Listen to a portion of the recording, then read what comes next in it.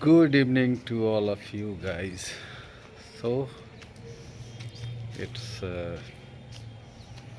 20 minutes past 5 o'clock in this evening. I have come from my workplace and today I feeling good because since 2 days I have been under the weather. So it's time to for my practice of grammar portion. You know, I heard so many times for speaking English, you don't need to learn grammar and all. But I believe, yeah, you can learn, but we live in India and sometimes because we are living where language is not spoken frequently and we help translation grammar to understand English. So in my opinion, uh, we don't need to go for deep, but a bit information about grammar portion is a very important because when you learn grammar portion you can able to understand easily and not understand but also you can use the right way. So and lack of practice sometimes we mistakes even though know the rules and regulation where like I if I give I give if I give example, then when I saw my last video and many times when after uploading I usually watch my own video whether I am doing mistakes and oh, what should I correct. So in this context I watch my own video. So if I talk about my last video, I found I uh, used so many mistakes in a simple. I know, uh, I know where we use SES involved in tenses like I go, he goes, she comes, they come. So many where I found myself I was using uh, they comes like and somewhere I use you should must watch the movie. So after watching I feel some oh yeah what I am doing after uh, ha- after having so many practices. I have been practicing this for 3 months and I am still making mistakes as very minor common things. So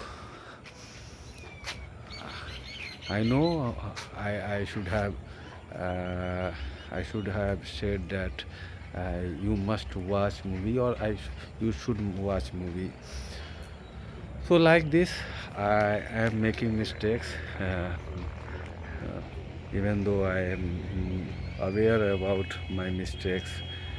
Still, I am making mistakes because of lack of practice. That is another thing.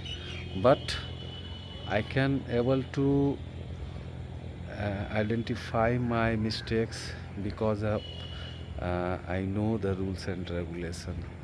So in this context we need to aware of little bit grammar because when we know the grammar we can understand our mistakes, and after practicing so many times that mistakes, we don't make mistakes. So it with the help of grammar, so it is necessary. And for a couple of days I have been uh, trying to um, practice grammar. Like I talked about conditional sentences, and I talked about uh, infinitives, and I talked about what uh, causative verbs. So in this video I also want to carry this in infinitive. Actually, what is infinitive and why we need to infinitives? So there are two types of verbs, finite and non-finite. As you know, you may know, uh, finite verbs, when we use finite verbs, uh, that verbs uh, change uh, change by the translation. When we use, like I go to my work station, if I change that time and tenses, then this will cha- change. Like if I talk about, I can't say I go to my workplace yesterday. So here I need to change, I went to my workstation yesterday. So this way, uh, I have I have gone there. So this way I have to change the verb. And non-finite verb, we don't need to change whether time or tenses change, but non-finite verb is still intact in the same way. So we parted non-finite verb in three types: gerund, infinitive, and participle. So if I talk about and gerund and infinitives, we use when in gerund we start verb plus verb for four verb verb four forms. It means verb plus ing forms. And if I talk about participle, the participle, we use participle two ways.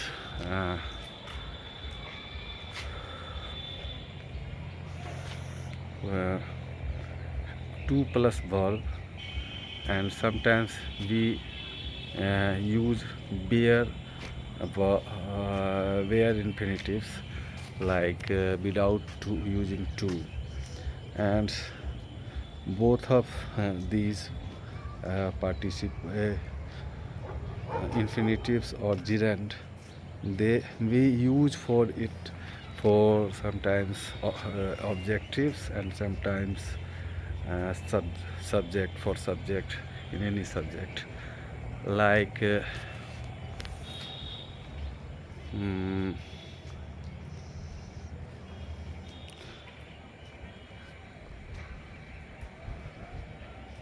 like smoking is injurious to health. So smoking here we use like a subject. So I am smoking.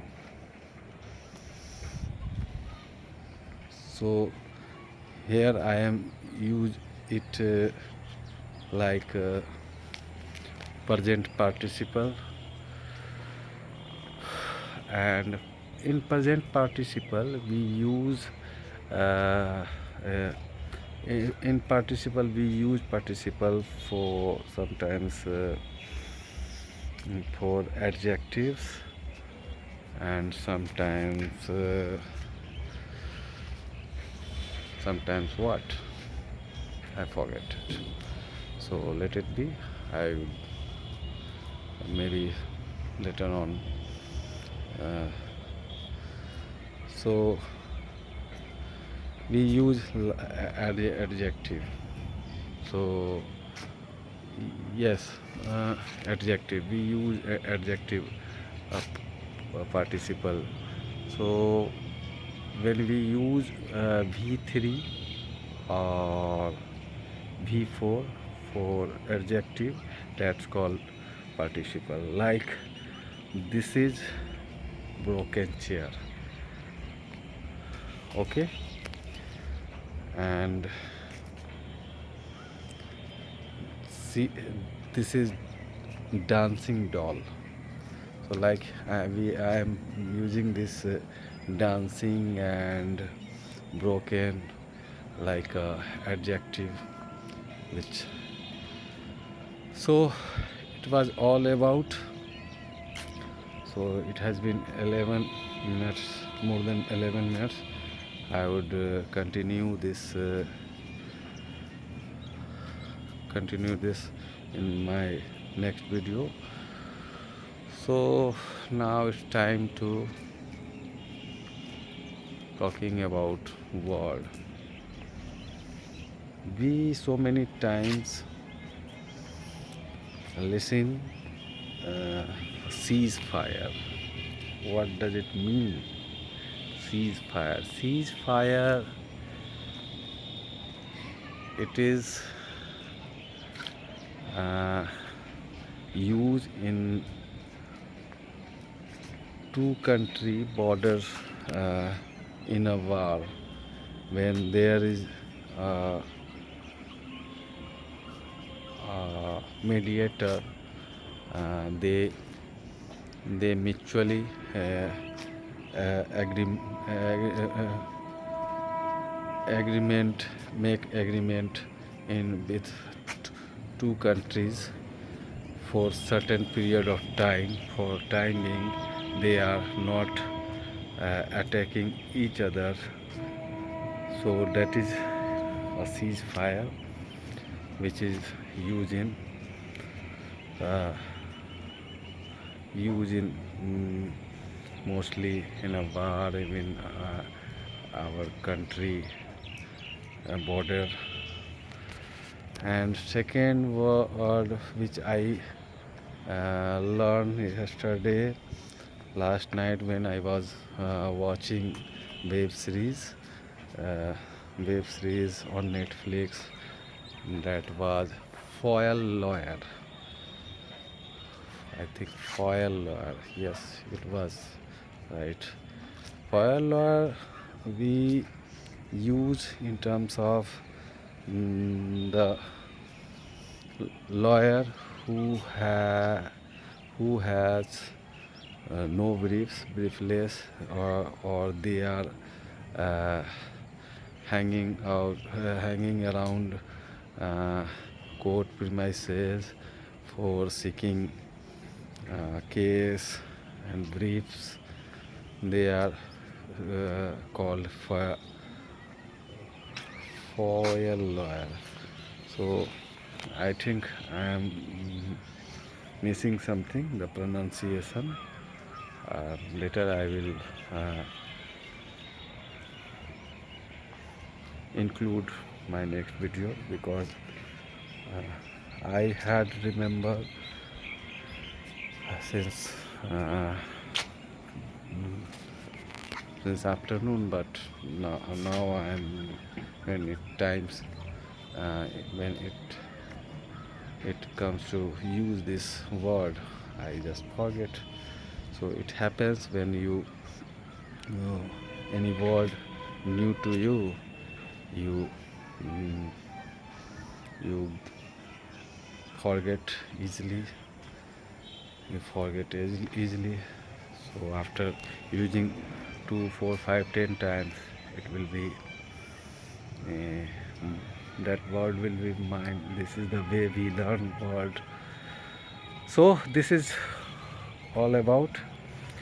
So now I am winding wind up this video, and I will see you in my next video. Till then, take care of yourself, have fun, and have a very wonderful night. Thank you very much.